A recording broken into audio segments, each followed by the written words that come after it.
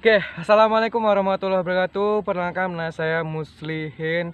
Saya berasal dari jurusan Pendidikan Kepelatihan Olahraga Universitas Negeri Malang, Fakultas Ilmu Keluargaan, angkatan 2019. Oke, di video kali ini saya akan membahas atau mendiskusikan tentang materi atau dengan tema latihan daya tahan kardiorespiratori untuk memenuhi tugas mata kuliah metode latihan fisik. Nah, yang sudah saya sebutkan tadi, metode atau latihan daya tahan respiratori. Kenapa sih kita harus mengetahui hal tersebut? Sebagai kita penunjang atau calon pelatih atau coach harus mengetahui bagaimana proses-proses latihan dalam daya tahan tubuh seseorang untuk menunjang kebaikan atlet tersebut. Nah, latihan. Dari kata-kata latihan. Latihan, apa sih latihan itu? Latihan adalah aktivitas atau kegiatan yang terdiri dari bentuk latihan fisik maupun sikap gerak secara terarah, terulang-ulang, secara sistematis untuk menunjang guna memperbaiki kemampuan yang dimiliki oleh atlet tersebut yang digunakan pada saat dia melakukan pertandingan atau event-event yang dia ikuti secara terus-menerus untuk mengetahui kondisi fisiknya atlet tersebut agar supaya tidak down pada saat pertandingan. Nah, daya tahan. Daya tahan sendiri adalah kemampuan tubuh dalam melakukan aktivitas kerja dan jangka waktu yang sangat lama tanpa mengalami kelelahan yang sangat signifikan disertai pemulihan yang sangat cepat. Nah, seorang yang dikatakan memiliki daya tahan tubuh yang baik adalah mampu melakukan aktivitas dalam waktu yang lama tanpa rasa lelah, pemulihan cepat, dan nadi kurangnya berjalan lambat naiknya, dan nadi istirahat cepat turunnya.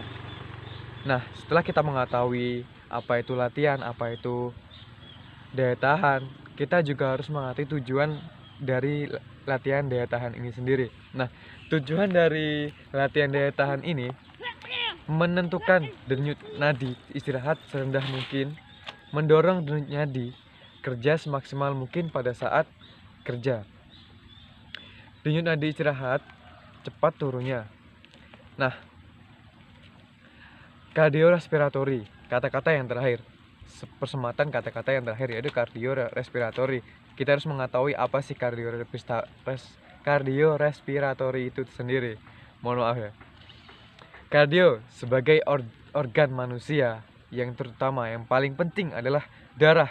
Nah, darah ini juga paling penting untuk bagaimana manusia itu bisa memiliki atau alat transportasi bagi nutrisi atau energi dalam tubuh manusia untuk menyalurkan ke seluruh tubuh, yang dimana dimulai dari dipompa dalam jantung, yang digunakan sebagai pemberi energi dan menyalurkan suplai oksigen dan nutrisi ke seluruh tubuh, yang dimana didapatkan ketika kita melakukan aktivitas maupun suplai makanan yang bergizi yang kita makan, yang menunjang gizi pada tubuh kita.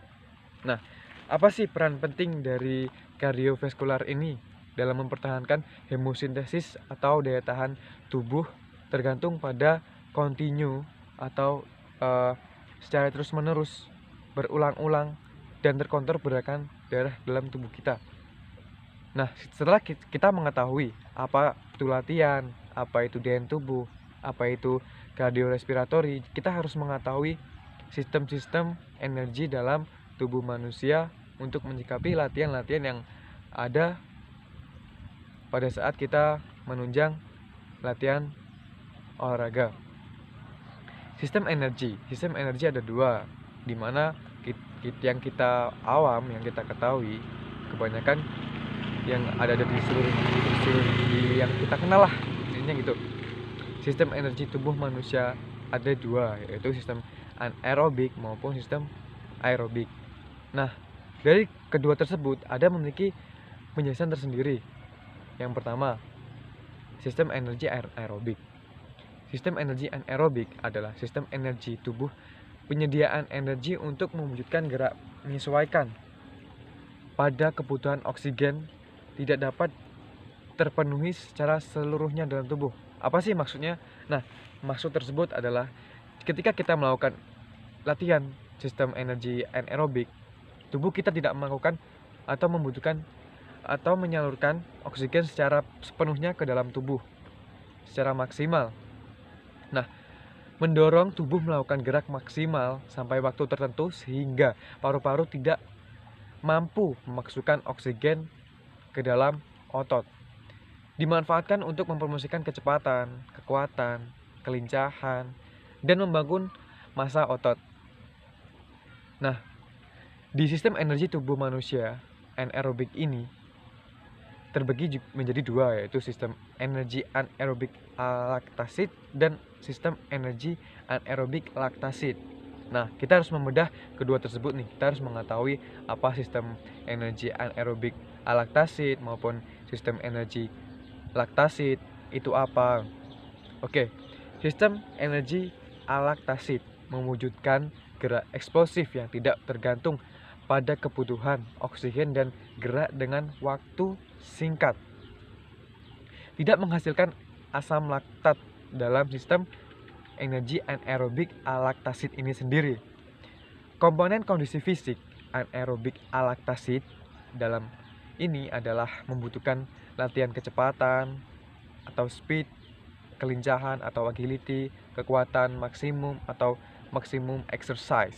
Ya. Dan juga daya ledak atau power dalam tubuh atau atlet tersebut.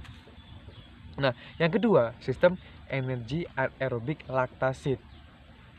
Penyediaan energi mewujudkan gerak tergantung pada kebutuhan oksigen dan otot sebagai utama, yang paling primer dalam pergerakan atau masa daya latihan kondisi fisik ini sendiri, daya tahan tubuh ya terutama. Semakin tinggi kemampuan dari sistem kerja jantung dan pembuluh darah serta pernafasan, maka semakin mampu bertahan untuk menampilkan kerja pada otot-otot tulang maupun persendian. Nah, ada juga namanya power cardiorespiratory atau power endurance yang dikatakan di mana power itu digunakan untuk menaikkan atau semaksimal mungkin, dan juga speed endurance. Kalau namanya speed otomatis kita kelincahan ya, kalau power namanya kekuatan. Nah, dari yang semua bahas itu tadi, kita harus mengetahui apa saja yang dibutuhkan pada saat latihan daya tahan tubuh cardiorespiratory ini. Yang paling penting adalah yang pertama, lari. Kenapa sih kok bisa lari? Lari kan bisa menunjukkan pernafasan kita, daya tahan tubuh kita, melatih pernafasan, dan juga skipping, nah itu juga skipping, jalan, terus juga banyak sih yang menunjukkan bahwasanya kondisi fisik atau daya tahan cardiorespiratory kita dalam tubuh kita menunjang pada saat latihan maupun event-event yang prestasi yang kita ikuti atau atlet ikuti gitu loh. Nah, dapat disimpulkan latihan semua ini, latihan daya tahan tubuh, bagaimana kita menyikapi dalam pernafasan atau semua yang ada dalam diri kita itu mampu melakukan secara positif dan tidak cepat merasakan kelelahan, terutama itu bagi atlet-atlet yang dimana kita memang sangat penting untuk melakukan latihan ini sendiri. Bagaimana latihan bisa dikatakan 70% untuk latihan kondisi fisik dan juga 30% itu digunakan untuk prestasi, untuk mengejar prestasi kita, untuk menunjang semua latihan-latihan yang kita tempuh dalam 70% tersebut. Nah, sangat penting bagi seorang atlet maupun pelatih memberikan pengertian atau arahan, pemahaman semua tentang dimana kita pentingnya latihan daya tahan tubuh itu sendiri. Karena apa? Memang sangat perlu. Jika kita tidak memiliki daya tahan yang baik, maka dimana kita akan melakukan aktivitas tersebut akan terpaksa, akan terganggu secara fisik kita masing-masing, daya tahan tubuh, bagaimana proses itu semua akan mengalami kelelahan yang sangat cepat. Maka dari itu kita harus bisa menjaga daya tubuh agar supaya bisa berjalan dengan lancar, dan kita untuk menunjang prestasi-prestasi atlet kita atau para pelatih yang mau memberikan pengarahan atau latihan daya tubuh itu dengan benar. Jangan ya, semua dilakukan secara benar dan menunjang semua aktivitas yang dilakukan oleh atlet, terutama daya tubuh itu sendiri. Daya tubuh juga harus didukung dengan nutrisi-nutrisi yang lengkap seperti energi, minum dengan cukup, istirahat dengan cukup. Istirahat juga termasuk dalam pemulihan daya tahan tubuh loh. Jangan dikira istirahat itu hanya sekedar istirahat. Tubuh kita juga memerlukan istirahat yang sangat baik dan benar untuk memperbaiki daya tahan tubuh kita masing-masing.